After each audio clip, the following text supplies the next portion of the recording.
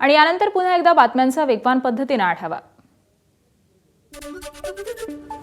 मुंबईच्या पवई परिसरामध्ये hit and रनची घटना घडली आहे। पवई IIT मार्केट परिसरामध्ये भरधाव कारनं 4 जणांना धडक दिली आहे। त्यापैकी एका महिलेची प्रकृती ही गंभीर असल्याची माहिती आहे। घटनेनंतर फरार झालेल्या 19 वर्षीय आरोपीला पोलिसांनी ताब्यात घेतलंय। कल्याणजवळील टिटवाळा उड्डाणपुलावरती पुन्हा एकदा भीषण अपघात झालाय। दुचाकी घसरून आकाश चोघे हा तरुण गंभीर जखमी झालेला आहे, तर स्थानिकांच्या मदतीने त्याला तातडीने रुग्णालयामध्ये दाखल करण्यात आलेले असून त्याची प्रकृती ही चिंताजनक आहे। दरम्यान या पुलावरती वारंवार होणाऱ्या अपघातांमुळे सुरक्षेचा प्रश्न ऐरणीवर आलाय। अपुरी प्रकाश योजना, वेगमर्यादेचा अभाव आणि बाईक स्टंटबाजीमुळे धोका वाढत असल्याची चर्चा असून तातडीने ठोस उपाययोजना करण्याची मागणी नागरिकांकडून होतीये। परभणीच्या जिंतूर ते परभणी महामार्गावरती दुचाकीवरून प्रवास करत असताना पोलीस जमादाराचा संशयास्पद मृत्यू झाल्याची धक्कादायक घटना समोर आली आहे। या घटनेमुळे पोलीस दलामध्ये खळबळ उडालेली आहे। परभणी पोलीस मुख्यालयामधील बँड पथकामध्ये जमादार म्हणून कार्यरत असलेले 40 वर्षीय गंगाधर शिंदे जिंतूरमधून परभणीकडे दुचाकीने निघालेले होते।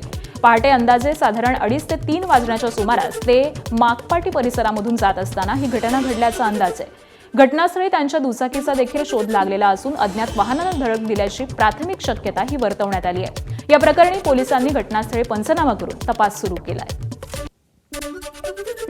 पवना नदीमध्ये पोहण्याचा मोह 3 तरुणांच्या जीवावरती बेतलाय। पाण्याचा अंदाज न आल्यामुळे तिघेही पाण्यात बुडाले। मावळ तालुक्यामधील थुगाव परिसरामध्ये ही घटना घडली आहे। प्रथमेश शिंदे, अश्विन भालेराव आणि अयान शेख अशी मृतांची नावे आहेत। रविवारी सुट्टी असल्यामुळे हे तिघेही जण पवना धरण परिसरामध्ये फिरण्यासाठी आलेले होते, मात्र पाण्याचा अंदाज न आल्यामुळे तिघेही बुडालेले आहेत आणि या घटनेमुळे परिसरात हळहळ व्यक्त केली जाते। अमरावतीच्या परतवाडा शहरातील गजबजलेल्या लक्कड बाजार परिसरामध्ये रात्री अचानक भीषण आग लागून 2 ते 3 दुकानं जळून खाक झाली आहेत। ही आग शॉर्ट सर्किट लागल्यामुळे अंदाज आहे, तर या घटनेमध्ये व्यापाऱ्यांचा लाखो रुपयांचा माल जळून खाक झालेला असून स्थानिक युवकांच्या तत्परतेमुळे मोठा अनर्थ टळलाय।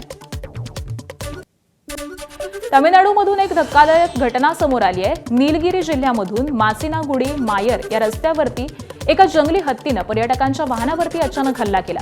या घटनेमुळे काही काळ भीतीचं वातावरण निर्माण झालं होतं, मात्र सुदैवाने गाडीमध्ये प्रवास करणारे सर्वच जण हे सुरक्षित असून कोणतीही जीवितहानी झाली नाही।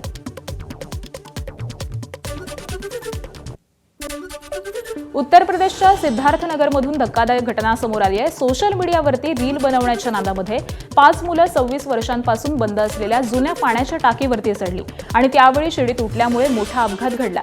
या दुर्घटनेमध्ये 12 वर्षांचा एक मुलगा ढिगाऱ्याखाली चिरडला गेला आणि त्याचा मृत्यू झाला, तर 2 मुलं ही गंभीर जखमी झालेत। उंचावरती अडकलेल्या 2 मुलांची तब्बल 16 तास अडकून पडल्यानंतर भारतीय हवाई दलाच्या हेलिकॉप्टरच्या मदतीने सुखरूप सुटका करण्यात आली आहे।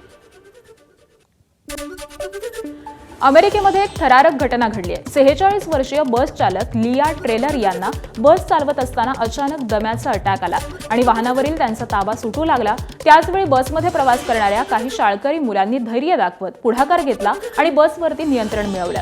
त्यांच्या वेळेवरती घेतलेल्या निर्णयामुळे मोठा अपघात टळलेला असून सर्व प्रवासी सुखरूप आहेत।